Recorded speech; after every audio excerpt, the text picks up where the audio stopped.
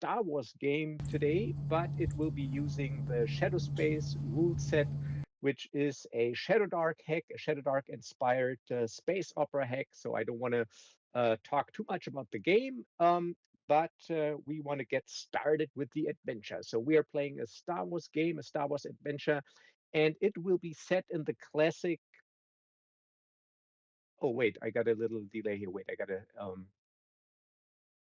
shut down my YouTube. Okay, so yeah, so it'll be set in the classic era, in the dark times after the first Death Star was destroyed, but the rebels, they have not set up yet on Hoth. So the rebel fleet is basically scattered throughout space, trying to evade the Imperial Navy, and the Imperial Navy, they basically doubled their efforts to hunt down the rebels.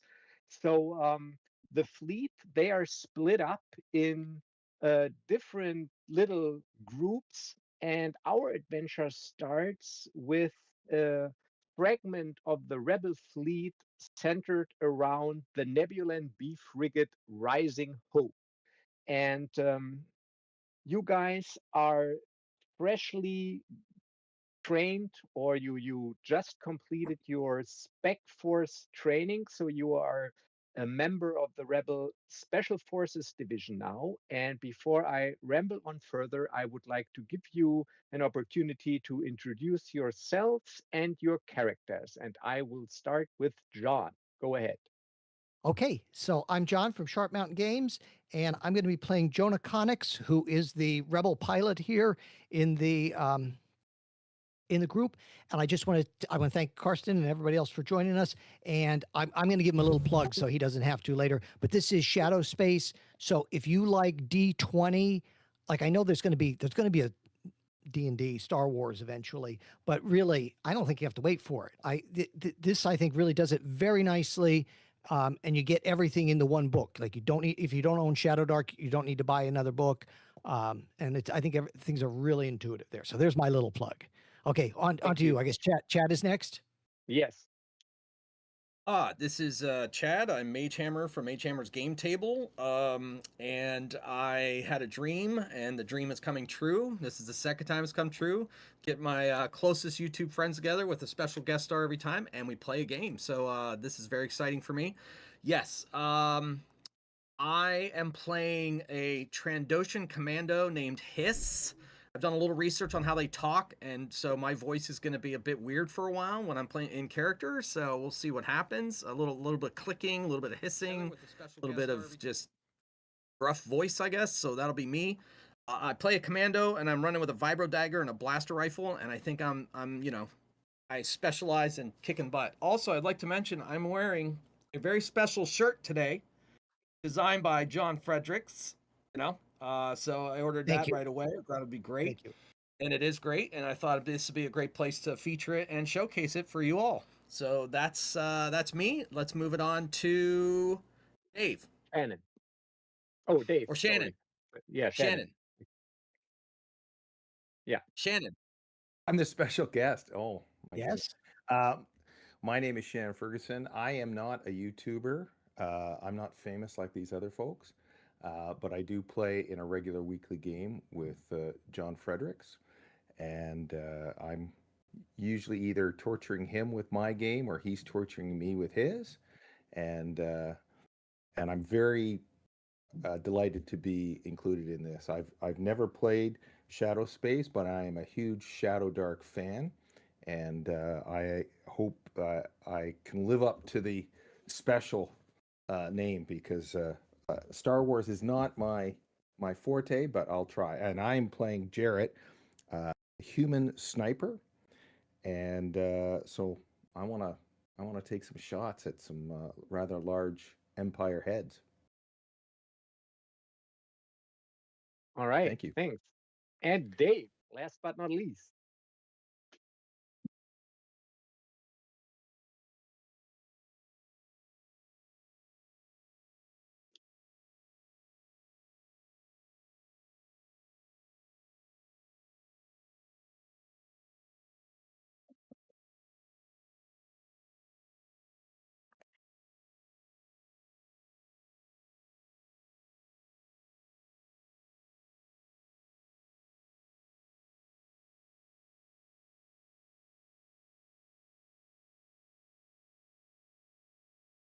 Yes. All right. All right. So, like I said, so you guys, you got to know each other in Spec Force training. You were in one training group, and then after your Spec Force training, you formed a Spec Force squad, and you are now on board the Rising Hope, the Nebulan B frigate, and it is 11:50. And you just received orders. You are report to the briefing room at 1200 hours for your first assignment after you've completed your Special Forces training. So yeah, that's the opening scene. So you basically have a little barracks on board the Rising Hope, and you've been with the fleet a couple of weeks now, always trying to stay ahead of the Imperial Navy. And now you got 10 minutes till you are supposed to report to the briefing room.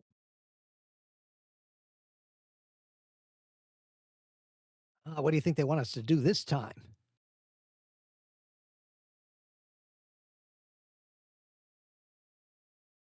Yeah, I guess it is. Yeah, I guess it is.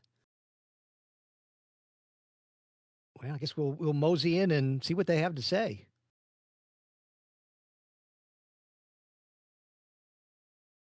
All right. So you enter the briefing room.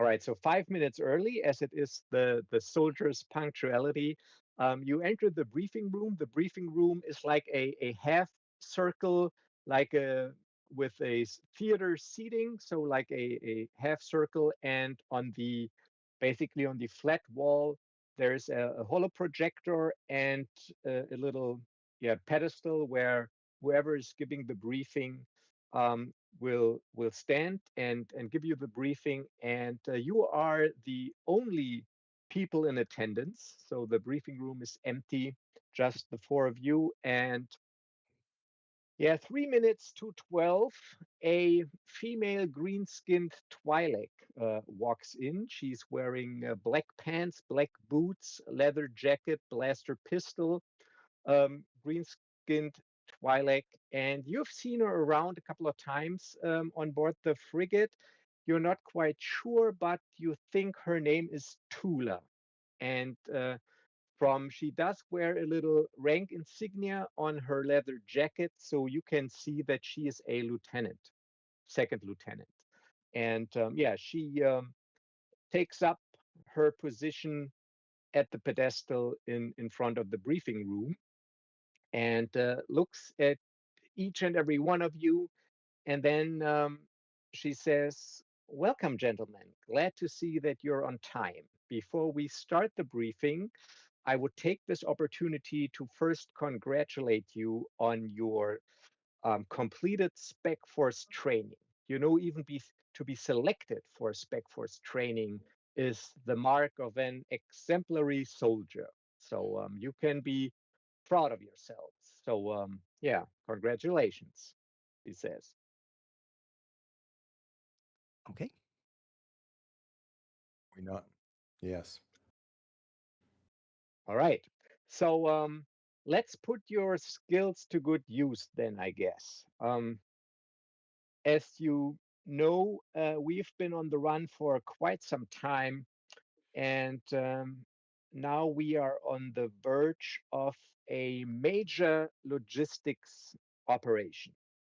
And in order to successfully complete this logistics operation, we have to um, um, take a couple of precautions. And one of those precautions is to blind the Empire a little. And with that, she pushes some buttons on the controls, and on the holo screen, there's an image zooming in, like there's a star chart, and then it zooms into a planetary system. And she goes, "The system you see here is the Velcor system. It is an unsettled system with no intelligent humanoid life, as far as we know. But the Empire maintains a small listening post and hyperspace monitoring station on the fourth planet of the system, on the planet Velcor 4. And then basically it zooms in to the planet Velcor 4, and you see it's like a greenish, bluish planet, like a jungle planet, tropical. And yeah, and then there's like a small little dot appears on one of the continents, on one of the land masses, and she goes, those coordinates you see here and who will also be provided to you in the briefing data are the coordinates where we assume this Imperial listening post and hyperspace monitoring station is located. And we need you to give the Empire a blind eye, literally. So your mission, gentlemen, will be to travel to Velcor 4, reach this Imperial listening post, and blow it up. It is a small listening post, so it is completely, basically off the radar. I think the Empire does not suspect that anyone knows of it. At least to our intelligence, they only have a handful of people down there. Seems like a pretty relaxing assignment if you're an Imperial soldier. So you basically sit there all day, monitor hyperspace lanes. I don't know, maybe go on a couple of maneuvers. So it is a small listening post, and you will find schematics of this listening post in your briefing dossier. According to our intelligence operatives, it uses standard Imperial prefabricated modules. So yeah, your schematics should be pretty accurate, at least what the layout and the configuration of this outpost is concerned. And to accomplish this mission, you will be provided with a starship, one of our best starships that we have. It is the Vorpal Blade, a souped up YT 2400 transport. And in addition to your personal gear, you will also each receive 4 high-powered barrage charges, which you can set on a timer or detonate remotely. Yeah, you will find further mission details in your dossier. However, there's one thing, as always with these operations, we are on the clock here. So in a couple of minutes, we will synchronize our chronometers, and then you will have 36 hours to complete this assignment. Up to this point, any questions, gentlemen? Well, do we know anything about patrols in the system? Because what I'm guessing is we're going to have to go in system and try to make a shadow landing, and then work our way through the jungle over to it. Is that the general gist here? I mean, we're not going in trying to pretend we're a supply ship or anything, are we? Well, the tactical details of this mission, they are up to you. That's why you're spec force. But however, that seems like a reasonable approach. But to answer your question, there is no squadron of TIE fighters stationed as far as we know, and also no capital ships in the immediate vicinity. The outpost is probably supplied on a regular basis, and they might have maybe 1 or 2 starfighters for atmospheric patrols or in-system patrols, but as far as we know, no entire squadron or major fleet presence. Because, like I said, the Empire probably doesn't even know that we know that their listening post is there. Do we have any information about the terrain? Yes, it is a tropical jungle world, so expect dense vegetation, humid and hot climate, and a lot of bugs and insects. Do we know if the outpost is, or the listening post is in a valley or on top of a hill or something like that? From the data we have gathered so far, it is in a jungle clearing, in a made jungle clearing. So they just cleared out part of the jungle to construct this outpost there. But so there's no major mountain ridge or or barren rocky terrain or anything. It is pretty ground level or sea level. We blown anything up? I Well, think you we can can blow blow up. everything. Yeah, you can blow up the entire facility if you want. But the most important part is, of course, to to destroy the listening and scanning array. We'll need explosives. Yes, each of you will be provided with a high-powered baradium charge. Yes. Blow it up. Let's get This the is kind of, maybe I don't mean this to be metagaming, but would Hiss know? I'm assuming Hiss or Jarrett would know. Maybe like that. We're gonna to blow up the whole thing. We're probably gonna have to get inside to blow it up. Yeah, well, you could blow up, obviously, or probably the antenna array from the outside, but an antenna array is easily replaced within, I don't know, within a day or so. If depending on how important this listening post is for the Empire, they would probably have a replacement there. So the more thorough course of action would be, of course, to blow up the entire facility. But if time runs out or is running out, taking out the sensor array would at least be a partial success, I assume. Jared's Yeah, Jared was just going to say, looking at the schematics, you know, there's the array. We've got 4 bombs, so there's the array. I would say any sort of power supply. It looks like they might have a ship, so we of course want to disable that, so we don't have any trouble leaving. So yeah, we'll probably have to spread our explosives around to really eliminate the entire listening post. Works for me. All right.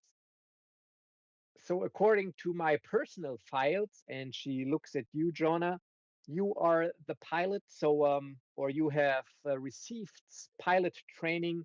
So I will give you the access codes to the Vorpal blade. It is docked in the main hangar. And she also gives each of you a little data card with mission details. And but then she um, looks around. Anything else, gentlemen? No, I think we're a go. Anybody else? I don't mean to. When do we leave? All right, so she looks at her chronometer and goes, well, we got 3 more minutes, then we have to synchronize our chronometers, and then the countdown, the clock is ticking. Excellent.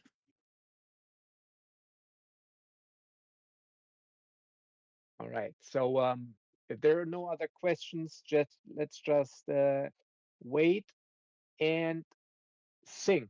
And then she pushes a button, and then she goes, 36 hours, gentlemen. Good luck, and may the force be with you.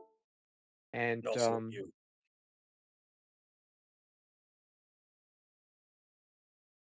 yeah, All right, let's and go. then you are off. Or you are dismissed. That's the word. So she says, well, if that's all, you're dismissed. Okay, so we'll go to the ship and I'll take us into hyperspace. Yep. All right, so you head towards the main hangar, and you see the Vorpal blade sitting there. The entry ramp is lowered so that you can enter the ship. It has 2 dual laser turrets, top and bottom, or dorsal and ventral, as they say, but I never know which one is which. So which one is top and which one is bottom. Um, and it is actually a pretty nice vessel. It has improved handling, improved shields, fast hyperdrive, and also some special upgrades. It features a comm scrambler, which can jam all communications up to long range, and a sensor mask, which does not avoid detection, but identification. So it scrambles your sensor signature, so that probably that someone knows that there's something there, but they don't know what it is. So these are some special upgrades the Vorpal Blade also has. Does it have weapons? Yes, 2 double laser turrets, top and bottom. So Jarrett will probably she'll head to one of the turrets. Probably take the top.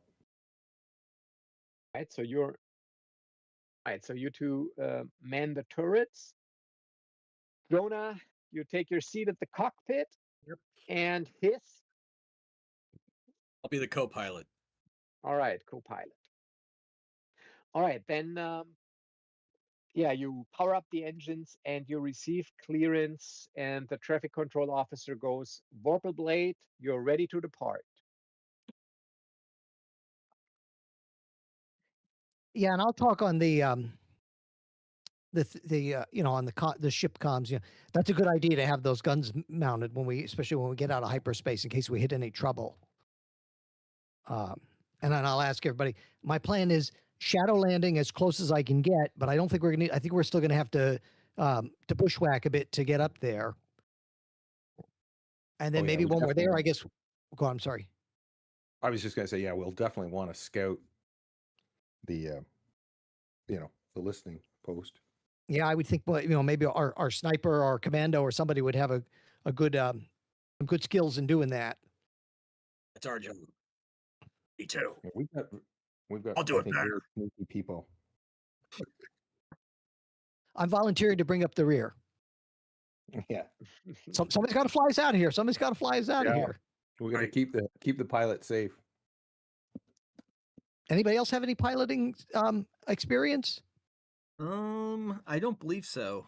Stealth, athletics, and nature. I'm your ground guy with the snipers, probably. So good for starship operations. Besides piloting, is always systems operations. So if anyone has that in addition to the pilot, that would be a great co-pilot position. I don't have that. Yeah, I think I'm the only one with that. No, I think. Or am I wrong on that? Maybe. Wait, I think another character. Let's see. Stealth, systems operation, Conics, Jared, but I think, yeah, wait. Yeah, you're right. I think you're the only one. Okay. Yeah. But you don't. Fluff has security systems. Yeah, but you don't need the skill. It's just easier with the skill. So okay. Yeah. Right. So because if you got the skill, you get advantage on the check. Without it, you just roll a normal check. All right. So you got your positions. Then you're off and into hyperspace, I guess. That means you have to calculate a hyperspace jump, and the better your hyperspace calculations, the more time you would be able to shave off the travel time. And as of now, it is a DC 15 intelligence systems operation check for the astrogation. That means you roll an intelligence check, but if you do have the skill, the systems operation skill, you roll with advantage, and the DC is 15. And if you're doing the calculations, John, just roll and give me the result, please. Okay, so I rolled with advantage, but now I don't. Do I add my and I add my intelligence bonus to that? Yes, right? You roll with advantage. You take the higher d20 and add your intelligence bonus. So just barely. So I had a 14 and plus 2 gets me up to 16. All right. So that means that you are able to shave off 1 hour of your regular travel time. So it would be a 12-hour jump. But thanks to your fine-tuned calculations, you're able to make it in 11 hours. Or let's put it this way, the console tells you that you will need 11 hours in hyperspace until you reach the Velcor system, sorry. So and I'm keeping track here of the hours passed because we're on the clock here. All right, so you got 11 hours. So if you don't want to do anything special, we can just skip or shorten this journey unless you guys, I don't know, want to do some more um, inter-squadron banter or anything. Soldier sleeps when they can sleep. That's correct. Yeah, I agree. I think people should get some shut eye, and then so we're all rested and All right, ready so for you turn on the autopilot and set your alarm to wake you, I don't know, 1 or 2 hours before, unless anything special happens. So after 11 hours, you hear the familiar beeping of the navigation or astrogation computer indicating that you're close to your destination. Beep, beep, beep.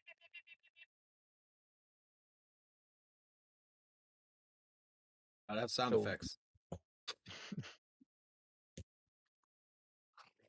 all right, so then it is time to drop out of hyperspace. So you all know this familiar blue mottled circling tunnel, and then you come out of hyperspace, blackness of space. There is, at least at first glance, if you check your scopes, there's no traffic because, like they said, an unsettled system. And yeah, I don't know, John, did you want to come out of hyperspace very close to the planet or a little bit further off so that you have a longer in-system travel? What do you think, fellas? Is there a moon? Good. And then behind the moon. Yeah, is there like a moon or something we could, or a nearby planet that we could jump in and come out there? Well, the system has 8 planets, so since it's not really settled or anything, they're just numbered. So it's the Velcor system, and it has planets Velcor 1 to 8.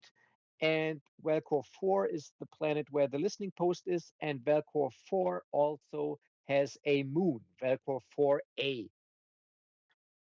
That's a good idea. Well, yeah, that's a really great idea. Why don't we come out behind Velcor's the moon there? 4a. Yep, and maybe that'll help us a little when we do our shadow landing. All right. All right. So you want to approach the planet, and yeah, as Hand said to Chewie, fly casual. So to basically manage this shadow landing approach, that'll be a skill challenge. That'll be a DC 15 skill challenge, which needs piloting and systems operation alternating. So piloting, obviously, for the flying casual, systems operation for plotting an effective course, and the co-pilot, he can assist. So if Okay. the co-pilot manages a DC 12 systems operation check, the pilot gains a +2 bonus to his roll. So And I John assume it's is, just intelligence, right? It's just intelligence roll if I don't have the skill. yes, if you don't have the skill, it's just an intelligence roll. If you have the skill, it is with advantage. So you're the co-pilot, his. Yes. All right, so I failed. it failed. So it's all up to you, Jonah. First, we start with a systems operation check, and it is a DC 15 intelligence check. And you need 4 successes before you get 3 failures. I got a failure. All right, so what did you get total? 14.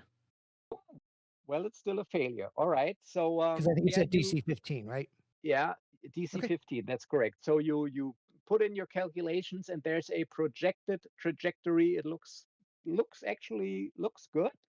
And now you got to follow it with a piloting check, also DC 15. I'm good on that. 18. All right. So first success and 1 I just failure. tell All right. everybody. I tell everybody. I think that moon moved on us. Yeah. So again, you got to adjust your course.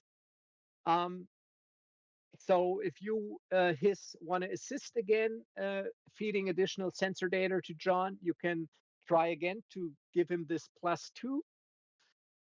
I rolled the same exact number, 9. So 9. I All right. failed. So it is Switching dice. up to you, John, with a systems operation again, intelligence DC 15. Nope, failed. Failed. All right. I only got a So 12. Now I do my uh, piloting, right? now we got yes, 2 failures and 1 success. Now again, you got this course plotted. You still think it looks good. Now do your piloting, please. Yeah, my piloting, I made it. I made it within 20 total, 18 plus 2. Ooh, okay. So we got 2 successes and 2 failures. Time for I another don't think course these numbers adjustment. they gave So us were very good, gentlemen. so No. you're approaching the upper layers of the planet's atmosphere. You're getting close. So again, systems operation, and again, you can assist if you want. Woo, 17. I Oh, good passed. scanning. right. Good scanning. Yeah, now you get a +2 to your systems operation check, John. Again, DC 15. You roll with advantage, but you get an additional +2. Yep, I'm good. I got a natural 19. All right. So, Third I'm not success. even going to add the All right. bonuses. So now you've entered the upper layer of the atmosphere, and you are heading down through the cloud layer. You see this green blanket of jungle through the cloud layer, but it is time for one more force adjustment. So again, this will be systems operation, and again, you can assist.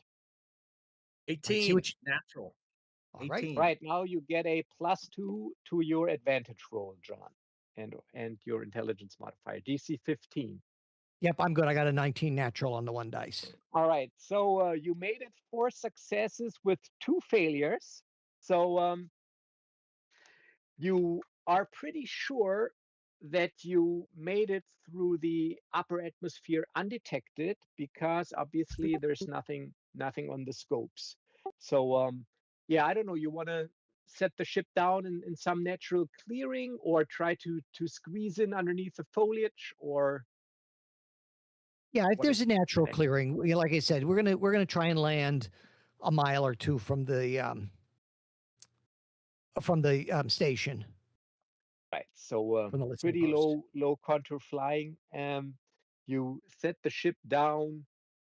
Um, I make a roll here. 1, 2, 3. You gotta be. You have to land a little bit further away to not risk detection because of the topography. So let me roll Sure. here. Oh, 1. I rolled a 1. So actually, you think it might be better if you, I don't know, set the ship down maybe 5 clicks or so away from the structure. You don't want to risk anything. The topography, is that how you pronounce it? Topography. Doesn't look like an approach to land even closer would be safe. Okay, so all right, we're down, boys and girls. Well, I don't know about that, but I'm going to be dependent on you guys on the ground. All right. So yeah, so you sit on the ship and power down, and so far all looks good. You have landed, and this whole approach, you had 2 failures that took you 4 hours, because you had, and make it 2. It's 2 hours per failure. So we are at 13 hours into the mission. 13 hours out of 36. Okay. So now we get our gear together, do a gear check, and then we make sure we're heading into the in the direction of the post, so that we can do some recon, right? Sounds good. All right. Yeah, So and you 3 all are I know from our training that you're very good with stealth. So I'm sure one or some of you can sneak ahead and come back. Maybe we should see where they have guards, if they have guards posted. We don't want to decide what's our best approach for getting in there. Yeah, I'll take point. Well, again, looking at the schematics, it looks like there's one entry. Right. Just off the landing pad. So right. Yeah, I don't. Was there Anybody else see a back door? I don't see a back door. I didn't see one. But our schematics are also from the air, so it's like kind of hard to. I think they are, at least. I only saw the one picture, right?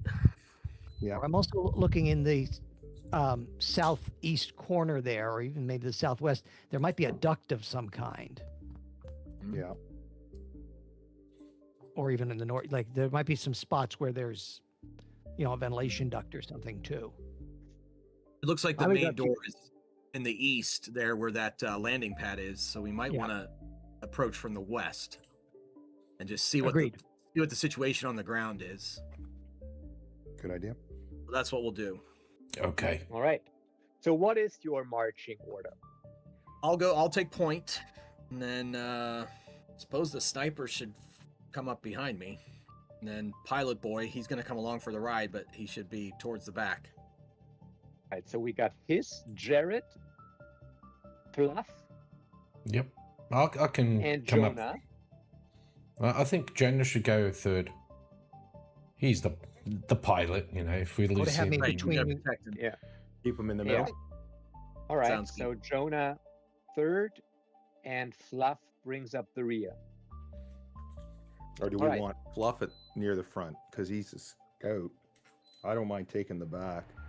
I have a feeling Jarrett might want to slip away, maybe flank the group in case something happens, and then protect them from the side rather than. She doesn't like being in a big long line. I don't have a problem with that. All right. So Fluff up front then, yes? Okay. After me, Oh. I'm taking point. Okay. All right. So his takes Fluff. point. Then we have Fluff. Then we have Jonah, and then Jared in the rear. Yep. Yes. Right. All right. So you assume your marching order, your marching formation, and as you exit the ship, the humidity and the heat immediately hits you. Like the ship, it was all nice and cool and atmosphere controlled and climate controlled. But now as you step into this hot, humid jungle, yeah, Feels like I'm home. yeah, for you it probably feels like at home, but the others,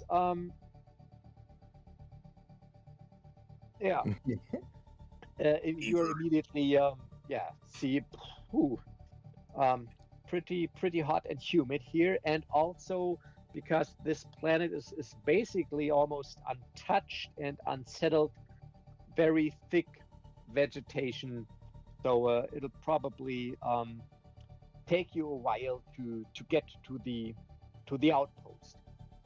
So you start marching and keep an eye out for any dangers, and as you make your way through the vegetation, I would need a Constitution athletics check from all of you, and this is sort of like a group skill challenge. It works like this. Basically the usual: if half of you succeed, it is counted as a success towards the challenge, and if less than half of you succeed, it is a failure towards the challenge. And because it is very, very demanding, and with your gear and your armor, I first need a DC 12 Constitution athletics check. So those of you that have the skill, they can roll with advantage at your Constitution modifier, and without skill, you just add your con modifier, and you need a DC 12. Made Got it. a 19. So Got Izzy it. made it. I'm good. I'm good. All 19. right, so all of you made it. So that is a success for the group. So it is pretty demanding, but it's nothing you haven't been through while you were in Spec Force training. So basically, once you find your rhythm and you get into the pace, you just plow through the vegetation.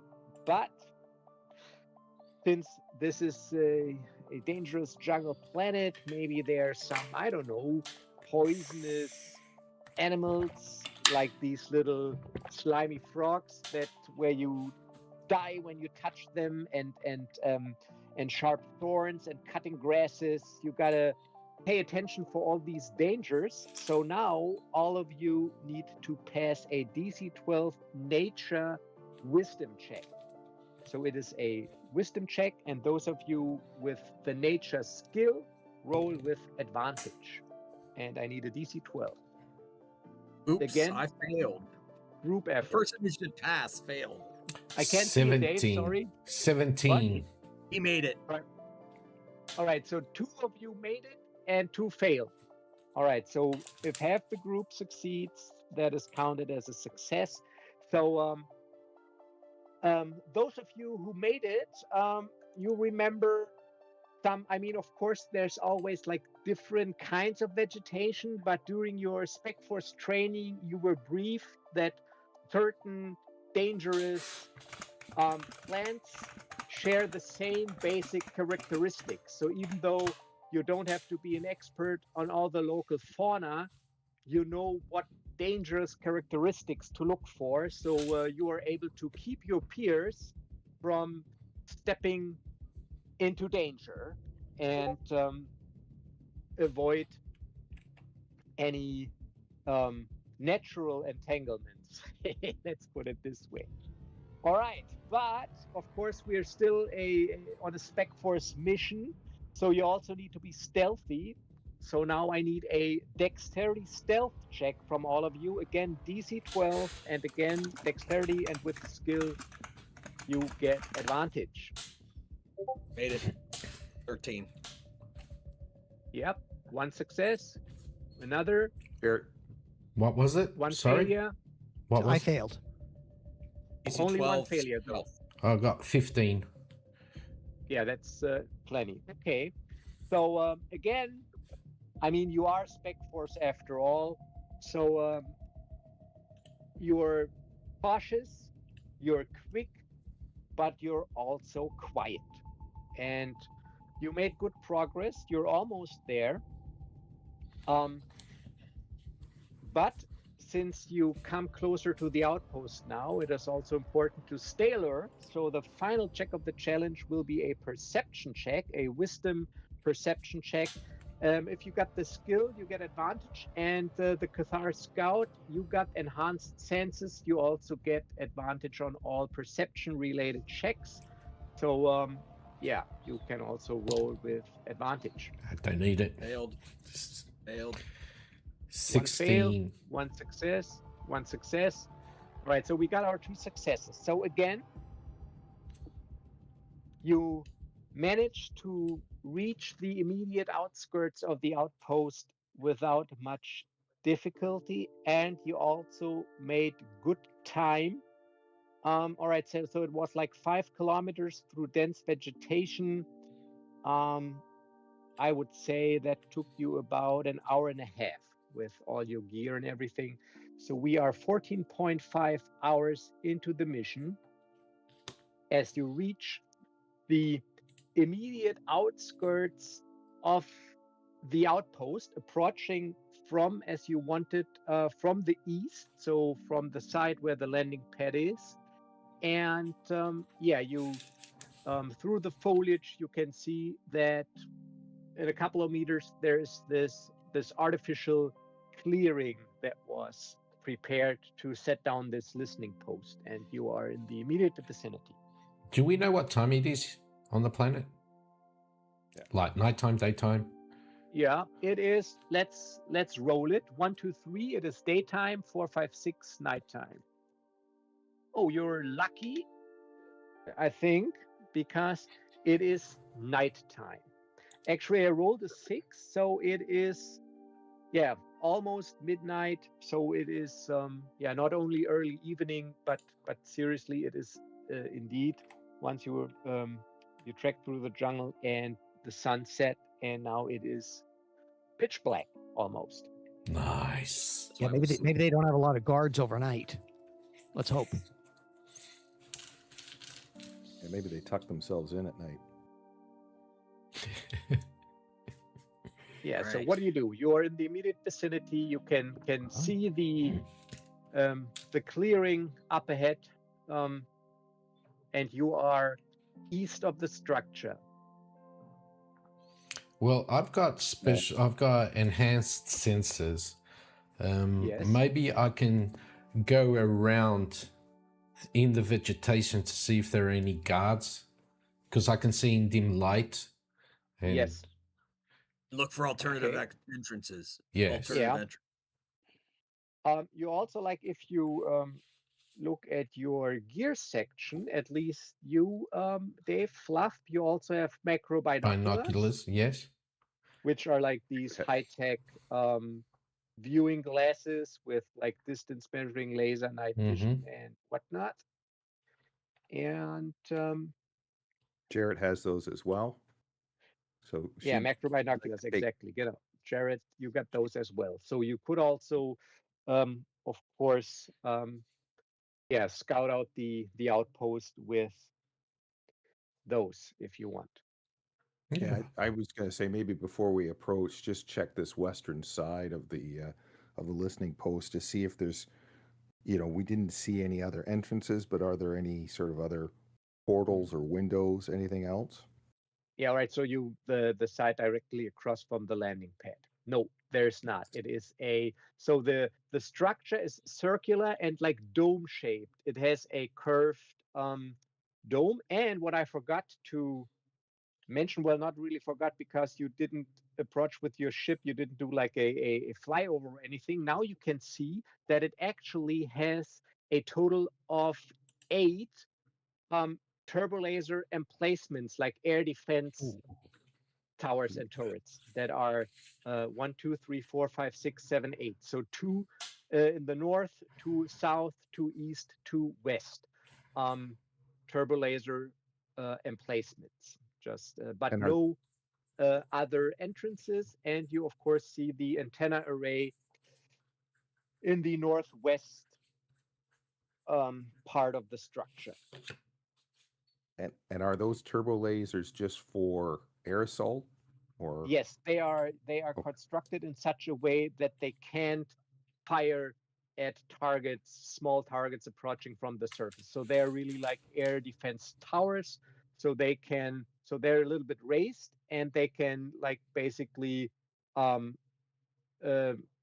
like in a 180-degree angle, but they can't tilt down below like horizontal line, and they're basically for air defense against attacking vessels. There's not anti or anti-infantry weaponry. So do we see any sort of sorry, I was just going to say, do we see any ground sensors or anything that might detect approach, like ground approach? No. Okay. But there is some movement now. When you take a look, there's some movement now at the landing pad, because the door opens and 2 stormtroopers walk out and assume a guard position next to the door. So there are now 2 stormtroopers guarding the door. They were probably, maybe, I don't know, in some sort of shift changing cycle. And what you also see on the landing pad, like in the schematics, there is an Imperial shuttle landed there. And we're approaching from which side? Sorry? The west, I believe. Yeah, you wanted The to left approach there. from the east, I guess, or didn't you? Said you wanted to approach from the east and just then circled around to look for other entrances on the west. Yes. So basically, I'm giving you the rundown of the entire reconnaissance. So you approach so that you can see the landing pad, and there's this shuttle and the 2 stormtroopers. Okay. You didn't see any additional entrances, and yeah. So we have I have tactical comlink in my gear. I assume the rest of you do as well. Yes. So those are active, and we're sub vocalizing or whatever to each other as they go to as they move Yeah, around. that's Right? just, And I think yes, John and I are those, sticking around. Yeah, right. Okay. yeah, those are to talk to each other like these special forces types do. Yeah, maybe like, I don't know, with some sort of throat mic and Mhm. an in-ear thing. So technical comlinks, yes. So you can talk Right. to each other. So Okay. what we see, they'll tell us what they're seeing as we see it, I guess. Okay, good. Do All we right, think we should- commando types. What do you think?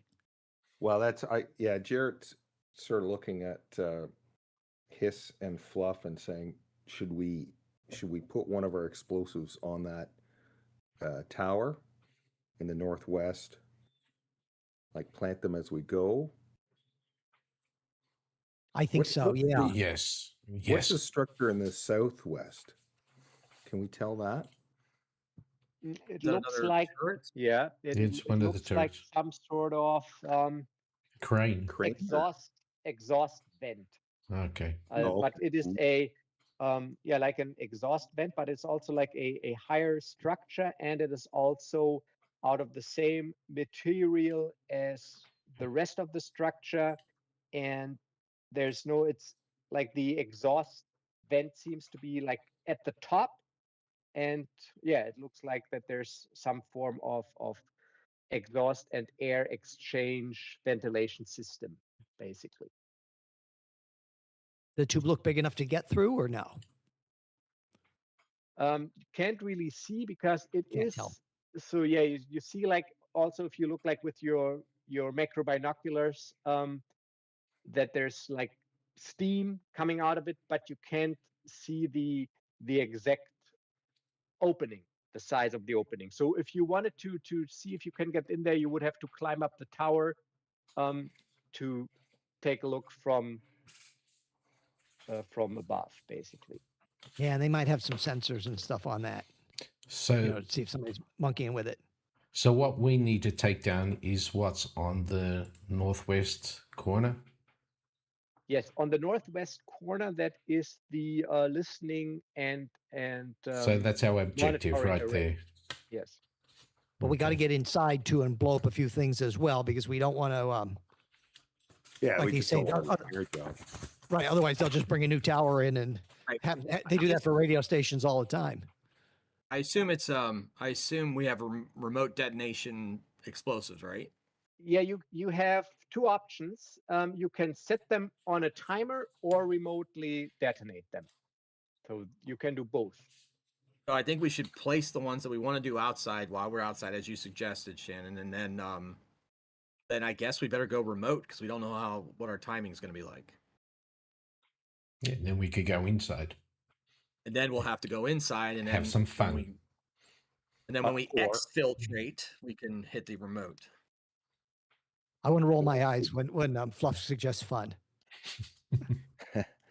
I'm good with my blasters, but I don't want to. I don't have as much fun as the other guys. Jared's wondering whether maybe we should set off an explosion at the tower. There's only one entrance or exit. Draw them Maybe we out. can draw a few more out. Yeah. But or we plant our explosives as we said, and maybe she pats her vibro dagger, and then maybe we just grab one of these guys at the door and get him to take us through, take a hostage. Well, I've also got a vibro dagger. We can take both of them. Yeah. I think I don't mean to be bloodthirsty, but I think if you guys want to try that, like flank them on either side and grab. I think if you got vibro dagger, you should try and take them out. Yeah. I think you should snipe them from a distance.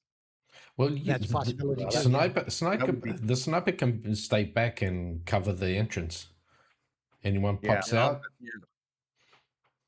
And then, or we could, so we could take out the guards. We could blow the explosion. When more guards come out, I mean, how many things on the outside do you think we have to blow up? Did I miss that? Just the one thing, the antenna, or is there more on the outside we should blow up? Well, you have to basically shuttle. take out the Shuttle. listening post. So if you blow up the antenna, you would reach your goal, but it would be short-lived because this is like a standard part. They can just bring in a new one, reconnect the cables, and the whole thing is up and running again. But if you blow up the entire facility, like from the inside, like, I don't know, place one of those baradium charges in the basically power center, and one maybe in the command center, and one maybe in the technical area, Yeah. they would I think have maybe, a harder time getting the thing back online again. But Okay. yeah, I think maybe we want to be as quiet as possible, as long as possible. Yeah. Sure. Because once we start making noise, Yeah. Well, everything's hitting the fan. I guess that me and Jared, we could go and plant the bomb on the antenna with a remote, come back, take out those 2 stormtroopers. And I do have a portable scanner which can Yes. probably scan the interior of the, well, at least the entrance of the post. it's Can worth anyone a fit in try, that I guess. stormtrooper? Anybody fit in a stormtrooper armor? We could do the Chewbacca gambit. Mhm. Probably just Jared and I. Yeah, not me. Yeah. Probably not The me. humans. Just a thought. And I might be a little short for a stormtrooper. But yeah, I like that plan. I think that's the plan I was thinking of too, Dave, was you guys plant the explosives, don't blow them off yet. We take out the other 2 dudes. Then I think if we do the explosion, that may bring some more out to investigate. There'll be fewer people inside, and then we infiltrate. There's Get to the one room, problem. blow We them don't know how many are in there. What's that ever stopped us? Well, and I'm wondering if yeah, so I just uploaded the video or the picture with. So if we take out the tower, the shuttle, and then say we want to get in and do the command, that leaves us with one more explosive. We might, who knows if they kind of just lock down, like if things blow up, maybe they just lock down the center core. We could and use we the door. can't get in. You know, and they just hunker down and That's why I say maybe we get in there, keep everything as quiet as we can, Yeah. and then I mean, you know, worst comes to worst, if things go south, the last person standing can hit the button and at least blow up the shuttle and the antenna. Yeah, so we plant the explosives on the antenna. We plant the explosives on the shuttle. We're going to take out the 2 guards, and then we're going to try to sneak into the front. Is that the plan? Yep. I think so. I like Works it. for me. All right. All right. So Let's get those explosives just to clarify, when you mean take out the antenna, you mean the northwest structure, right, on the Correct. outside of Yes. the With the building. little dish next to it. Yeah. right, Yes. and we're not going to blow it up. We're just going to plant the We're explosives just and going to plant explosives. Yes. right. Okay. All right. So who's going to go there and plant the explosives? Well, I'm All of stealthy, you? but Do I you think always put... Shannon's Okay. pretty stealthy too, and So you guys am have I. goggles. I don't have goggles. I can go for that, and then I can make my way around the back to go to one of the stormtroopers. So I could go to the north, around the vegetation, plant the bomb, come around, and get the stormtrooper that's on the south side of the door. While Shannon right. can make, with Jared can make taking her them way. alive? Take 'em out. No. I agree with the pilot. Okay. Take them out. Okay. So Jarrett can see if she can nail them from the front door. We maybe need to do a synchronized shot. All right. So Well- what I have gathered so far is that Fluff, he wants to sneak around to plant the explosive and then come back around the structure from the south to take Yes. out the stormtrooper with the vibro dagger. And Jared, you want to take out the other one with the sniper bolt? Is that correct? Or Yes, please. Yep. That's what Jarrett And- wants to do. and you want to basically synchronize it, that basically Fluff charges in with his vibro dagger the moment you pull the trigger. Exactly. Or And and I'll be what back about up. Shoot him. Jonah and his? What are you doing? I'm going to be backing up Fluff in case Fluff misses the vibro dagger. I'm going to shoot him with my blaster. I got it. I'm backing him up because I trust Shannon's character to take it out, the other one out, but I don't trust Fluff. Oh, Okay. Thank you. Of course. Well, I'll be with Jarrett just in case. Although I think that she's going to make the shot more likely than I would. All right. Jonah has these 2 blaster things, but I think that's better for when things are going crazy. All right. So basically, all of you guys that are shooting, take up position or stay in the foliage to the east of the structure and wait for Fluff, who is going to sneak around, plant 1 explosive, continue sneaking, and then you stay in contact with your tactical comlinks, and and then you basically synchronize your assault. Right. All right, sounds like a plan. Then Let's do it. Dave or Fluff, you're up, sneaking around. That will be a dexterity stealth check. You got the skill, so you roll with advantage. 2d20, take the higher one, and add +3. And the DC is 10. Okay, first roll was a 2. Not good. That's not good. Big, And the second? big fluffy cat. 16 plus 3 is a 19. Yeah, okay. So you start moving, you start sneaking as there's a small little crack as you step on something, and one of the stormtroopers, those of you, I think you're watching with your macro binoculars, observing, you see that you can't hear what they're saying, but one of the stormtroopers is raising his armored head, takes a look around, and then the other stormtrooper just makes a gesture like, and then it's nothing. And then they start to face each other again. Looks like they're in some sort of conversation.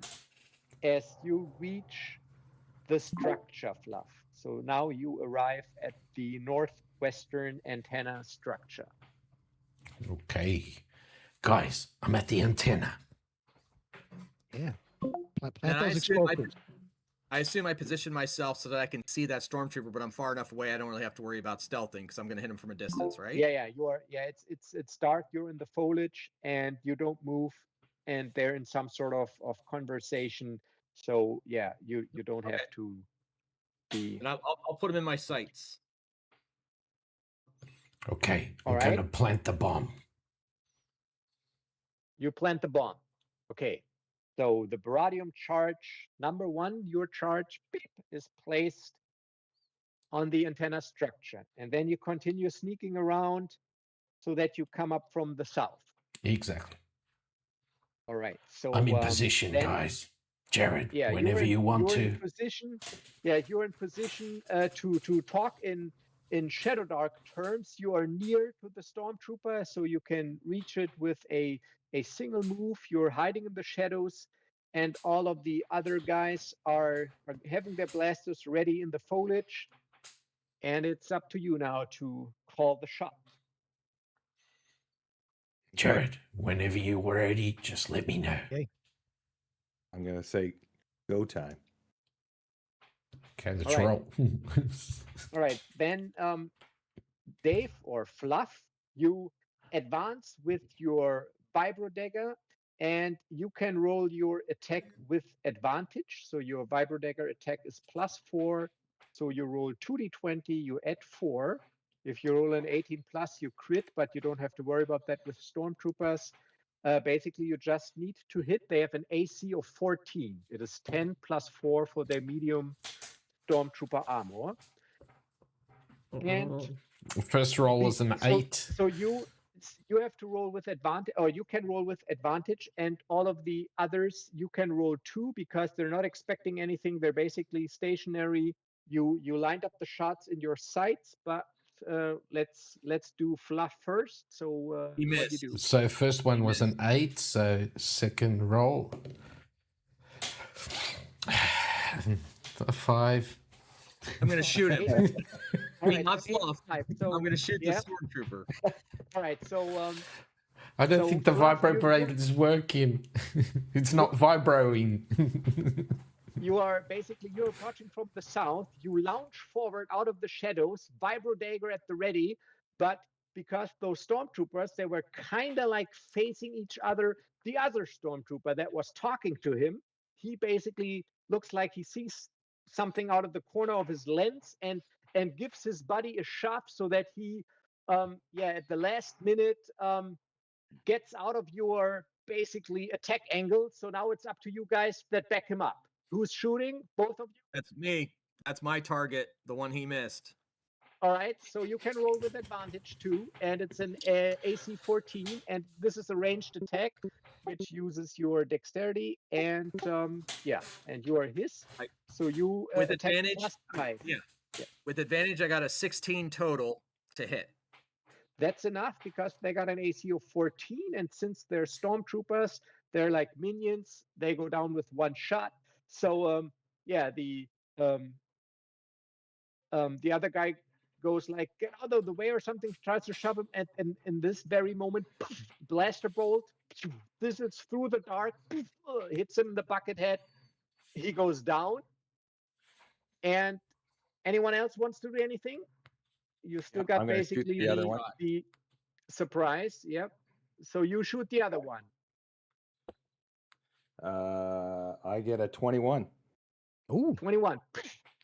All right. Sniper. And so a thin, narrow bolt from a sniper rifle cuts through the dark, and the stormtrooper goes down. All right, let me roll something here. I'll drag him away. All right, so they go down. You got 2 dead stormtroopers there on the landing pad. You got Fluff standing next to one with his vibro dagger, and you're still in the foliage, a couple of meters away. What's your call? Grab the bodies, pull them into the foliage, and plant our second bomb at the shuttle. On that shuttle there, yeah. All right, And so you while grab they're those, doing that, but the only guy who can grab one of those stormtroopers right now is Fluff, right? Because you are still in the foliage. So I think you probably communicate via your comlink. So I'll run out and get the second one.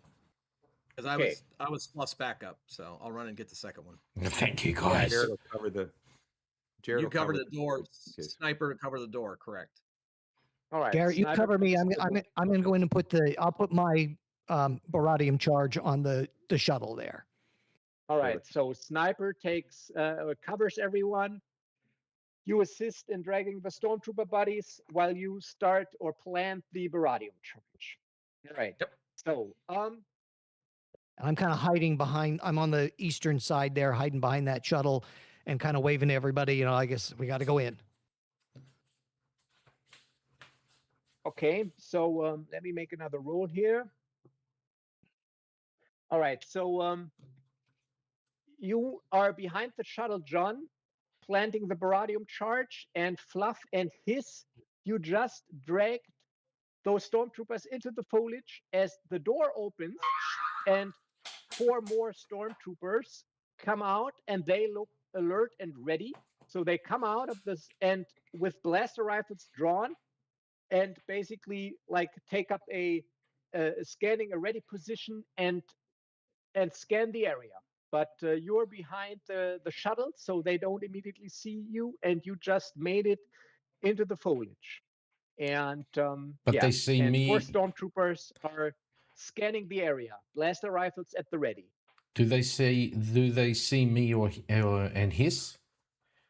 No, you just made it into the foliage as the door opened. No, because I was going to say, I was holding up the stormtrooper like that and looking at him and say, it's not what it looks like. But, okay. No, you were lucky. You made it into the foliage, and and now you got those 4 stormtroopers there, and 2 of them.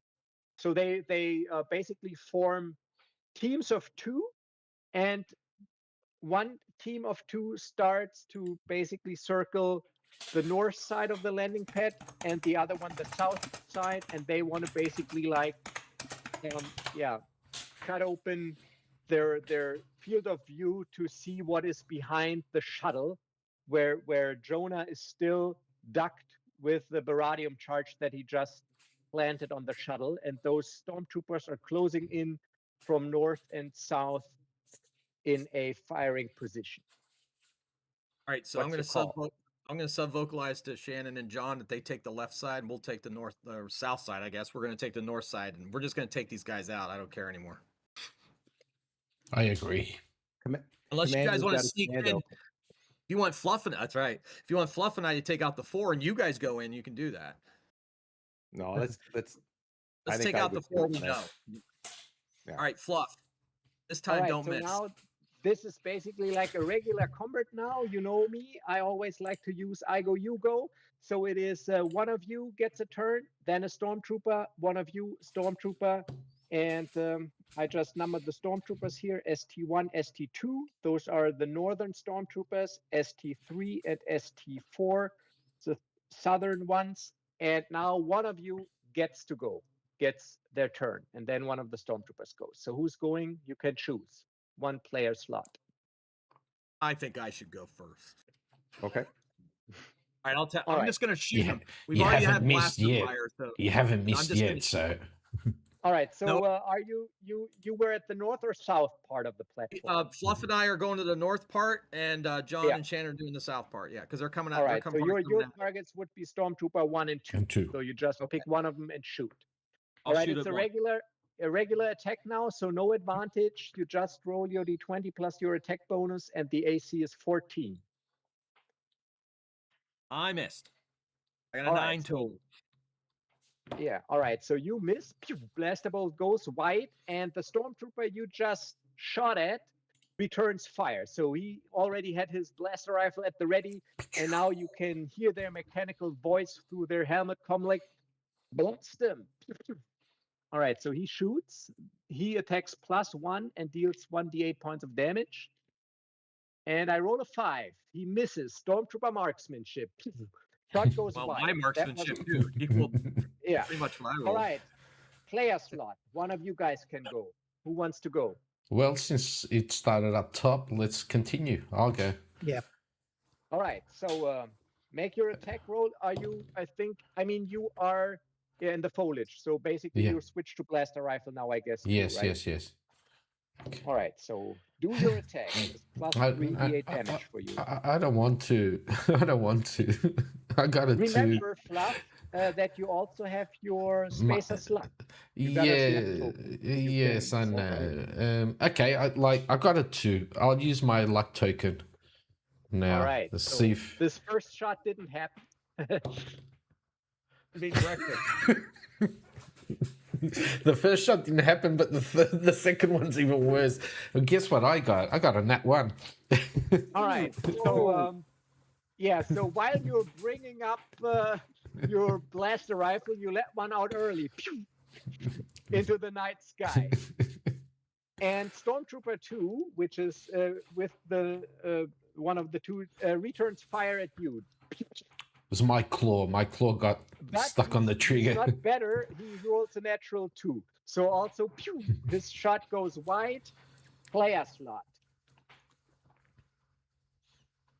John? No, I think you would go next. You're the sniper, so you're used to this. You're like ready. Jared sub-vocalizes the word hotheads. All right, so we still got all 4 stormtroopers standing. So which one are you targeting? Can target whatever you want. One of the southern ones. All right, so one of the ones 3 or that 4. didn't act yet, right? Yeah, they haven't acted. All right, so then roll. Oh my goodness. Nope. No. All right. I got even with my weapon expert. I got a what? I got a 9 total. Yeah, That's well, what I that's got. not enough. What I usually say in this case, it's not even enough to hit a commoner because they usually have AC 10. Have any of us hit the listening post yet? Like the whole structure, Right, like so, just blaster bolts going all over the place. Who's got the remote exposed? returns fire. You have Jared. it, and you have. And he hits for 6 points of damage. Who I does make he the hit? sound Me? effect. Yep. Jared. Oh, It's you. Yeah, caught a He's blaster hurt. bolt in the shoulder, I guess. Player slot. So, John, have you acted yet? No, No. I get out my 2 blasters and I shoot, and I only get a 13. So I miss, maybe it just Yeah. grazes their armor, but I do not hit them. Yeah, So they got AC 14. Yeah, you graze their, 14, their okay. armor, and the last stormtrooper returns fire at you, John. He attacks only +1, and he Okay. rolls a 7. That's an 8 total. He misses. Yep, no, that misses. All right, next round. Everyone has acted. Player slot. I'll just go. We'll just go in cyclical, guys. So Yeah. Yeah. I'm going to shoot at my target again. Yeah. I got the 14 this They time. advance. Yeah, that's a 9 hit. They plus got AC 5, 14. 14. Okay. Yeah. He's dead. D8. They only got 1 hit point. They got 1 hit point. They're stormtroopers. Oh, that's right. That's right. Minion rule. Got it. Yeah. Yeah. So I Yeah. take him down. Okay, you take him down. Stormtrooper 1 is down. Stormtrooper slot. The other one that was with Stormtrooper 1 returns fire at you because he just shot his comrade. Fine. And that is a natural 20, but I only rolled 1 on the D8, so I get to, and 3. So you're lucky. Natural 20, but only 4 points of damage. Okay. So your armor Nah, probably absorbs the brunt of it. He's not a real Stormtrooper. stormtrooper. He's not a real stormtrooper. Even a Player stormtroopers, slot. even a stopped stormtroopers right twice a day. Player slot. Okay. 3 stormtroopers left. Let me go then. And we got a natural 20. Nat 20. All right. And And that did is you shoot one of the stormtroopers that hasn't acted yet? I was shooting at 2. So 1 is down. At 2. 2. All right. Yeah, So 2. then but 2 has already acted. So he's dead. But we still got stormtroopers left. 2 of them. Stormtrooper slot. And one of them fires at Dave, at Fluff. Pew! And that is a 12 total. That is a miss. Player slot. Jarrett? I'll try to snipe the one that shot me. That's an 18, not natural. Yeah, dead. All right, only 1 stormtrooper left, and he has already acted this round. So it is a new round with a player slot. So now you've got the numerical advantage. Only 1 stormtrooper left, but they're stormtroopers. They don't flee. And I think I have to go yet. Go for Yeah. it. Oh yeah, Yep. you haven't. No, that's right. I hit that last stormtrooper. Yeah. 16 for 7 points of damage. Yeah, that's Whoa. plenty. All So right. I finally got a good shot. Overkill. Yeah. All right. So Thank the force. all Don't right. So get now cocky, kid. we got a landing pad full of 4 dead stormtroopers. We got the entrance door that is closed because it's like one of those sliding doors. It slid open. Stormtroopers came out, slid closed. But the element of surprise is probably gone. So what now? So I'm Um, going to. No. Do you think we'll be able to get through the door just by opening it, or do you think it's locked? I guess, based on what we know.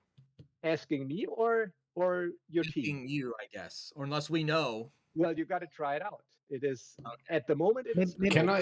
You I can't tell if it's not. I'd like to use my portable scanner to see if anyone's, more people are inside. I think, and Jarrett would like to use. Sorry, John. Jarrett No. would like to use. She's pretty hurt, so she's looking at her med pack. Yes. So that's Yeah. whenever. All right. So medpack is pretty quick. It's basically like you inject it. It's like those healing agents, healing drugs. It's just like an action, and it regenerates 1d6 HP, and it is a 1-use item. So you can just regenerate 1d6 HP and scratch it off your sheet. All Like an so that is EpiPen. quick. So while some sort of pen. So while you are injecting yourself with a medpack, you want to check the door, but you want to Fluff. You want to check with your scanner first. Yes. Yes, I think that would be the best idea instead of like opening it up and seeing another 4 or 5 stormtroopers. I'm going to Alright. run up to the door and put my back to the wall, though. You Alright. scanning from a distance? Yes. No, I'll run up with you. Yeah. You- So I'm going to put my back to the door, be ready in case somebody does come out, though. But I'm moving on. I'm moving up on the structure. And you, Jonah, what do you do? I'm going to be like over there behind that shuttle still, and Okay. ready to run through the door All right. when they open it. Maybe somebody has mechanics. Maybe, if it's locked, maybe they can use mechanics to hotwire it open. I've heard that Right. happens. Yeah. All right. So Fluff, to use your portable scanner, you please make a intelligence check with your security system skill, meaning you do get advantage. And I need a DC 12, please. Nat 20. All right. Oh. So yeah, your scanner has some trouble going because it's only like a small portable scanner going through the massive metal structure, but you do some fine tuning and adjustment, adjust the wavelength and do text stuff, and you get an image. It looks like you got a natural 20. It looks like that there's a small like an entrance chamber directly behind the door, which seems empty. So you detect no life signs or other forms of emissions. But what you do also detect directly north of this little entry chamber, there seems to be a large power source, a large power emission, as if that would be like the power center and reactor chamber of this facility. So you get pretty strong readings. So directly behind this door, there seems to be an empty entrance chamber, and north of that in the structure, you assume there is the power core or power center. Guys, Yeah, I've we picked blow up that something. up. We'll be in good shape. All right, but so far as if I've taken everything correctly, nobody has tried to open the door, right? You just No. scanned Yeah. and you are Yes. standing with your back against the wall. Okay. Correct. And Jonah is still behind the shuttle, and Jared just did some little first aid. But Jared, do you also move towards the door, or? Yeah.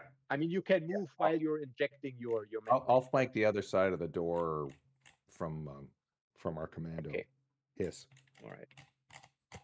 So are you trying the door? Who's trying the door? I am. All right. I'm gonna, because I think I'm on the side that the door would be on, so I'm gonna hit it. Try to open it. All right. I'm rolling the die. On a 1 or 2, it is locked. It is locked. Beep, beep. They probably radioed in and they locked the door. So you need to somehow circumvent it, or hack it, or Do we slice have it, or any- whatever. I've got does anybody security have their systems. hacking rig or a door Yeah. lock? So yeah, Fluff has a security kit, which is like a set of specialized tools that can be used with security systems to infiltrate stuff. And Jonah has mechanics and also a multi-tool kit, I guess. Let me check, which could also be used. But the better option would indeed be the security kit. Bluff. Yep, go Open ahead. the door, please. And I'm saying please just this once. Okay. All right, then. so yeah, you determine the door's locked. So that's basically your cue. You move up with your security kit and get to work. That'll be an intelligence security systems check, meaning you do get advantage, and the DC is 12. Since you said pretty, please. I Play got a pretty. 4. Remember, you do get advantage because Yeah. you got the skill. 11 with what? Intelligence? +2 intelligence. 13. That's enough. You needed a DC 12. So it takes you a while. So you fiddle with it, and you go like, I got it. No. Now, all right. So it takes a little bit longer than it should, but then the These door slides open. claws. So you slice the lock, and the door slides open and reveals a small, basically empty steel floor, steel wall, artificial lighting entrance chamber that also ends in front of the door. As you can see on your schematics, what you don't see on your schematics is that there's also another wall in the north. So this power center that I mentioned that is probably in there is basically a separate room. So there's another wall that is not in your schematics. And you can see that the interior doors are flimsier than the outer blast doors. So those are probably not like security doors, but these Star Trek type doors that just open. And the room is indeed empty at the moment. So we can go through the door on the schematic. It looks like there's a door directly across from the main entrance, right? Yes, that is the one that I mean. That is like one of those flimsy interior doors. Yes, And there's a it wall, leads. and there's a wall to the north of that. We can't. Yeah, a wall in this room. Yes, that you don't see on your schematics. So there's the only room one you're way in, through that door. yeah, the room you're in is smaller than the room on your schematics, but you can move across right into the what appears to be like the central circular corridor if you want. Does it have a mechanism to open it? Yeah, it just has like a little button. Yeah. All right. So I'm going to set up on one side of the door again, like I did on the outside, getting ready to, try to open it. And then I assume Shannon, can come on the other side, and John and Fluff flank us, or and Fluff, we might need to open the door if it's locked, right? Yes. All right. That's what we're doing. Who's trying the door? Who's pushing the button? I'm going to push the button. Yeah. And then if it doesn't open, Fluff is going to unlock it. It opens. It's just one of those flimsy interior doors. You push the button, it's open. It opens and leads into a circular, just in your schematics, like a circular central corridor from which all of the other doors that lead to the rooms into the structure can be reached. And there is, let me check on my map here. You probably see it. So the door to the center room in your schematics is located at the south, just like it looks in your schematics. And this door looks also like a little more robust, like a security kind type of door. The one that would be to the power core. Command. Yeah. Is there anybody in this room that we can see? Is anybody in our little circle room? No. You mean in the circular corridor? No, I just checked. Not at this moment. Excellent. Well, let's get moving then. We're going to head towards that south door of the power room. Correct? Is that the plan? So it's to the power's to the south or the north? No, the power room was north of the entrance room. Oh, the room. Okay. The room in the What's center. The room in the center? That's the command room. I think we want to go to the command room first, though, don't we? Take them out. Well, I think we go in. And maybe 3 of us can wait here. Somebody can go to the power room, plant that charge, and but we want to be in there in case anybody pops out of these other doors. And somebody can plant that charge. We'll leave the last charge there, like on the center table or the center console, and get out of Dodge here. All right, so we're assaulting that north door right now. That's in this passage that we're in, correct? Whoever. Why don't I? You guys are all your like commandos and snipers. Cover me. I'll go for the power room. Sounds good. Okay. All right. I've got mechanics anyway if I need to open the door. Yeah. All right. So you head towards the power room door, and the other guys cover you. So basically, all of you, your squad of 4, move north in the central corridor to the power room door. Let's stick together. We're gonna stick together. So you stand in front of the power room door and see that this is also one of those security doors, and it is locked. So one of those larger blast doors, just like the entrance door. If John, you're at it, and you try to work some of that door opening magic. Yes. And not I'll call Fluff over. That's correct. I got with the intelligence bonus and my mechanics, I got a 19. Oh, 19. Damn. Nice. So we don't have to rely on Fluff's 4s again. Yeah. All right. So with a 19, you know this type of lock, and you know that there's like a factory built security breach that was updated in the newer versions, but somehow, maybe this is an older outpost, this door still has this little security flaw. So with 1 or 2 little tools that you got in your arsenal, you can easily open this door. So the door slides open, and indeed, a lot of heat comes out of this room. because this is indeed the power center, the power core. So there are a couple of power reactors lined against the outer wall. And also in the power center, there are two droids, one of those or two of those maintenance treadwheel droids, but they are basically just in standby mode. They're there in case there's some emergency maintenance that needs to be done. But as you are all standing in front of this door, so you're three, and Jonah just opened the door. Out of the door south of the command center, assumed command center, the door opens up, and another little squad of 3 stormtroopers rushes out, blaster rifles at the ready, charging up this corridor towards you.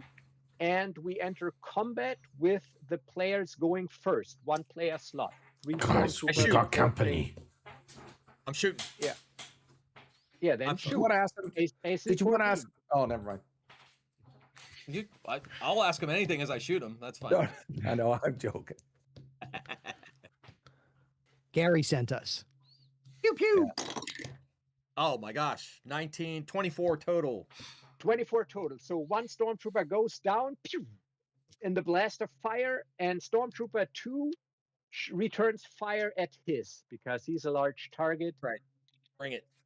Oh, natural 20. I rolled a 3 and a 3. 6 points of damage. Pew. Oh, ouch. I'm Ow. gonna need to med pack myself here soon. All right, player slot. Now I'm angry. I'll go. AC 4. 14. 4. 4. 4. Again with the All right. 4. You already used your luck token. All right, so pew, shot goes wide. Oh, Stormtrooper slot. can we share our Shooting. luck tokens? No, you don't have one. Only Fluff started with 1. That was his Oh, he special has feature. one. He's got space for luck. Oh, You don't automatically start with a luck token. Oh.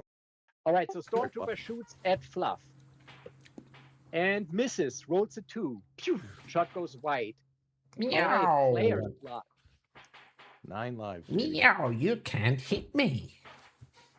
Player Hold on, slot. We still got 2 Stormtroopers Okay. standing. Who's going? Jared will shoot at one of the stormtroopers. Yep. Oh, he gets a nat 18. Yep. Dead. Stormtroopers only have 1 hit point. Pew! Stormtrooper goes down. All right, so I roll one, or I mean, you can tell me which. Did you shoot the one that has already acted? That was the one that is closer, or the one behind him that hasn't acted yet. So technically, it would, The of one that course, acted. that acted. Okay, so then we still have 1 Stormtrooper left. Stormtrooper slot returning fire at Jared with a 9 + 1. That is only 10. That is a miss. Pew! Thank goodness. And player slot. I think Jonah hasn't acted yet, right? There's still No, 1 Stormtrooper no. left.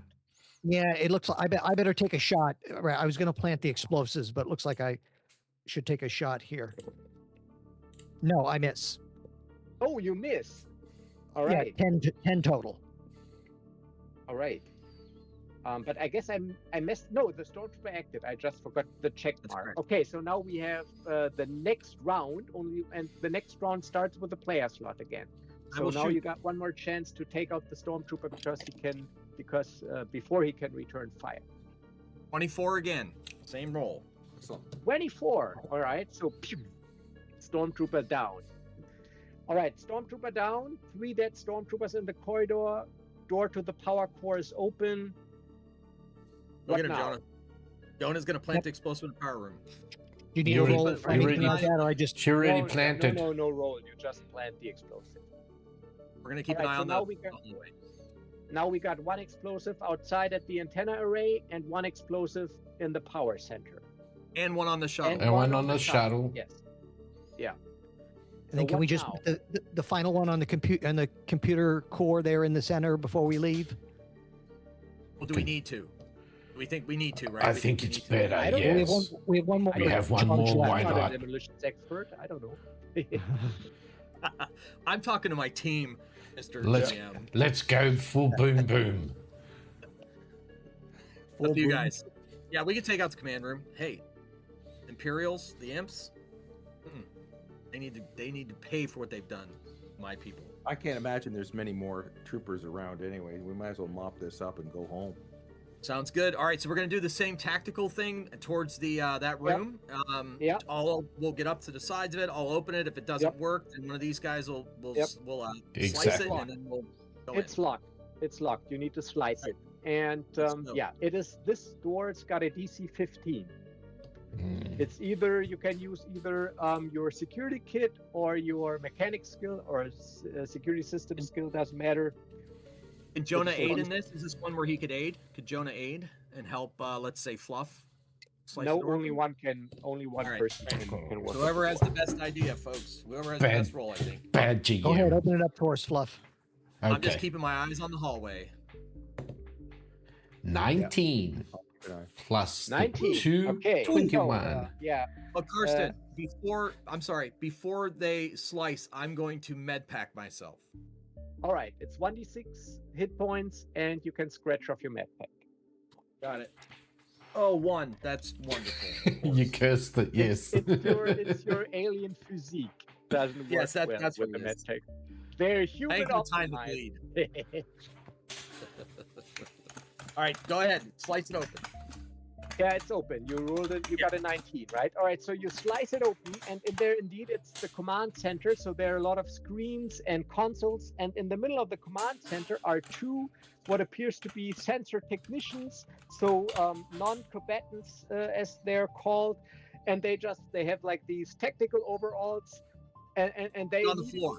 raise their hands. We just work here. We just work here. They go. Get on the floor. Get on the floor. Get on the ground. They go down on the floor. All right. Then we're gonna plant the explosives, and then we're gonna.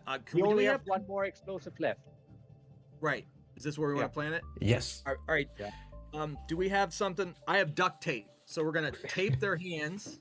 Everybody has duct tape. While he plants the explosives, and then we're going to usher them out, and then we're just gonna leave them in the jungle. All right. Duct tape. Great.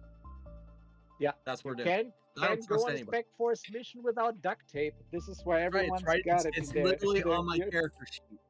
Literally on my character sheet.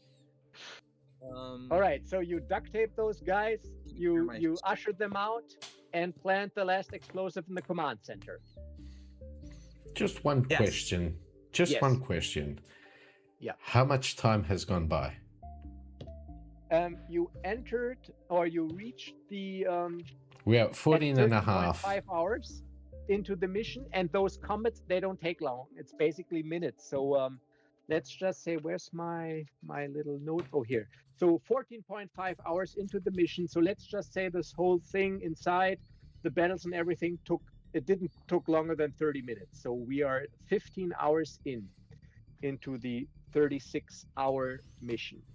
So you've got plenty of time. Actually. I want to ask a question to our captives. If they actually sent out a distress signal or message or something, because this is getting this is too easy. This is too easy. Well, of course we did. It's standard Imperial procedure.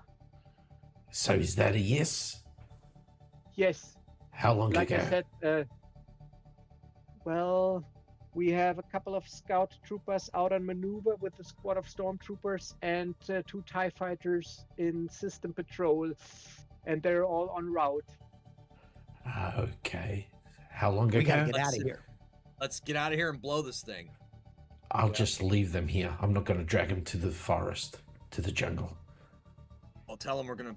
Well, unless you want to blow them up. Ah. All right. Just duct tape them to the console. Let's get outside the blast radius. Let's move. No. Well, I'd say let them escape. Tell them you give us 5 minutes and then you escape. Better run, yeah.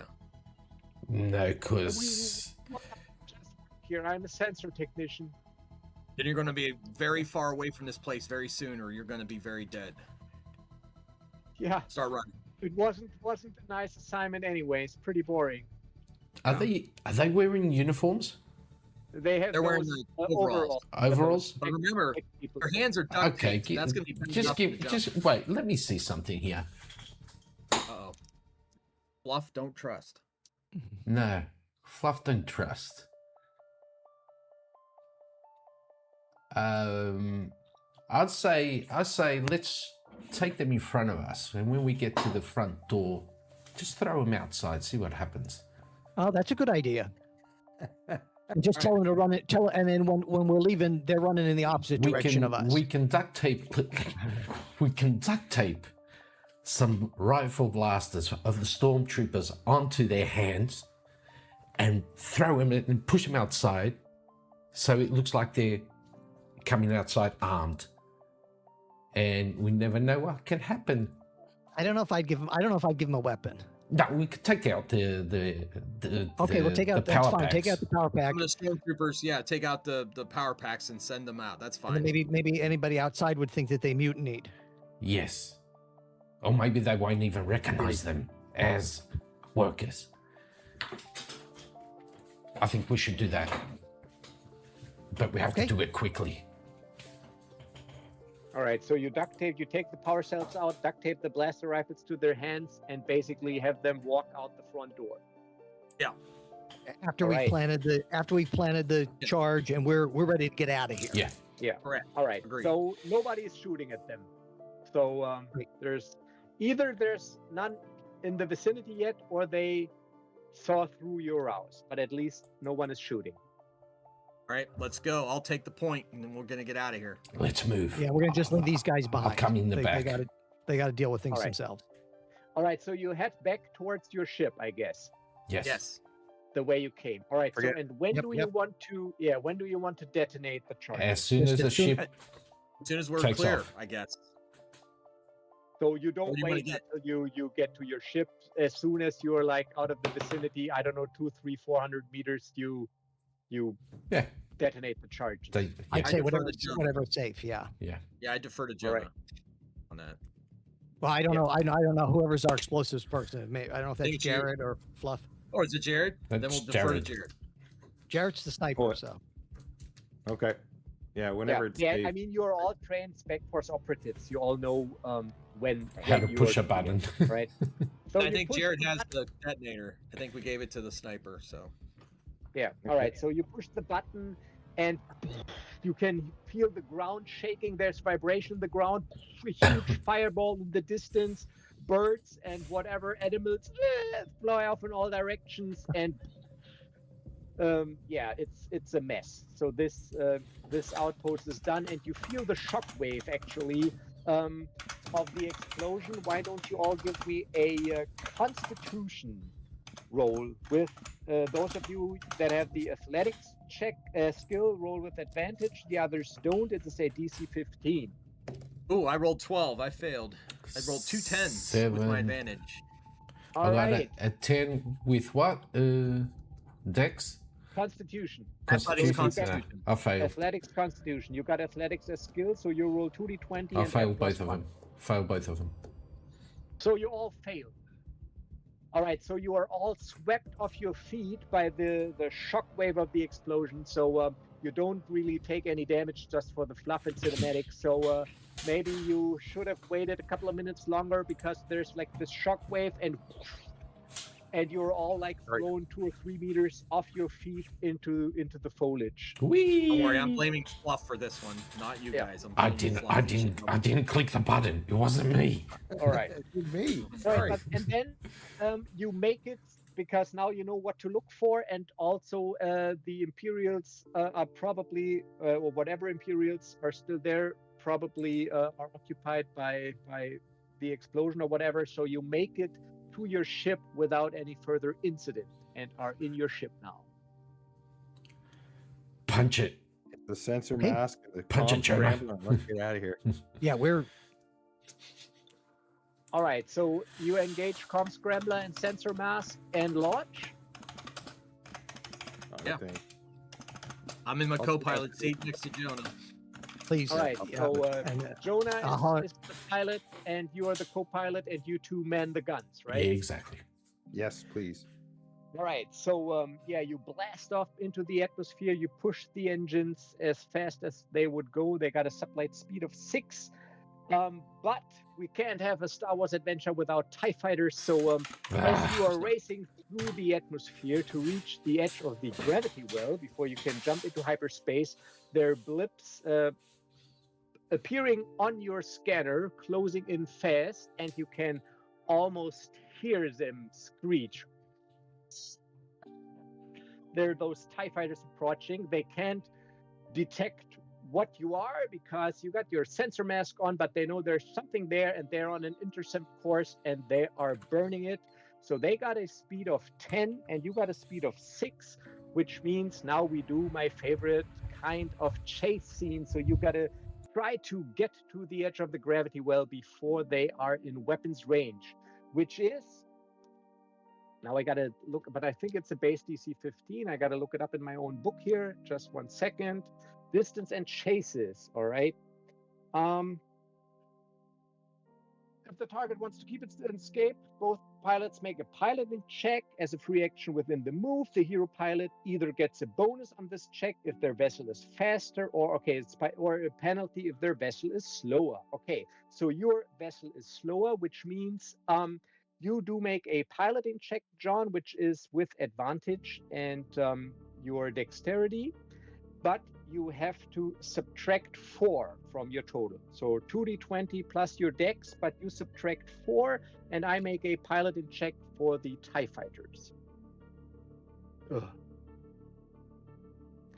I got a 17 and a 19. So you take the 17 and subtract the 19, sorry, and subtract 4, which is still 15.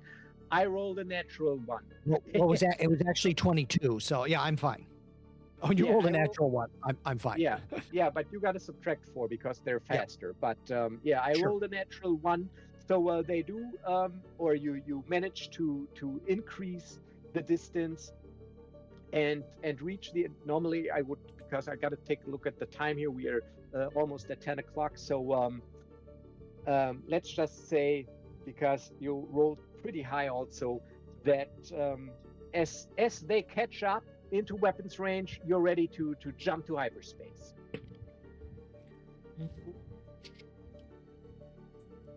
All right, so you pull back the levers and off you go. Here we go. All right. This time we all get a medal, though. We're all going to get a medal this time. Yeah. I give you mine. Fluff is actually going to get a medal. Yeah, so you arrive at the provided rendezvous coordinates, this time 12 hours later, and dock with the Rising Hope, the Nebula and B frigate, and are asked into the briefing room for a debrief.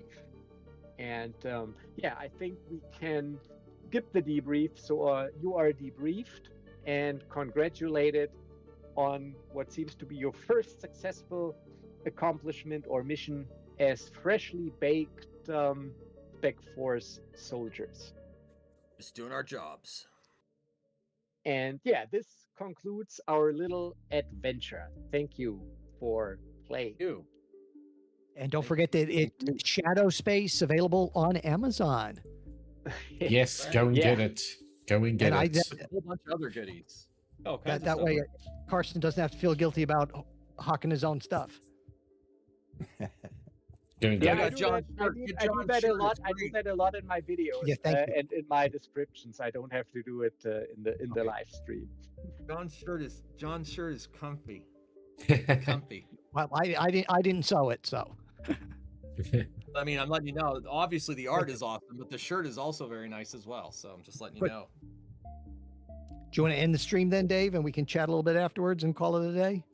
Yes. So maybe some final words to our viewers. Actually, I didn't have YouTube running. I was so focused on the game, so I don't know if anybody watched. But if you did, I hope you enjoyed it. And Mini Warmut was out there. Mini Warmut. I had a couple on my channel too. So there was people watching. Right. Sure. Yeah, and there will be, I guess, another game this time then or next time run by Mage Hammer. So we're looking forward to that. And thanks. And as always, from me, stay safe, stay healthy. Those are Okay. my closing remarks. And I'll make his words mine. Stay safe and bye-bye. Don't forget, get all the gear, get all the books, help our small content creators. And yeah, take care. Thank you, And keep on Carsten. rolling dice and playing games. That's me. Keep on rolling dice and playing games. Mage Hammer, over to John. Oh, well, let Shannon go. Nice. Just thank you, gentlemen. Thank you, everyone. That was fun. Shannon, Yep. it was nice playing with you. Thanks to Carsten for running, and thanks to my fellow players. And see everybody later. Bye-bye. Yes. Bye-bye. Yeah.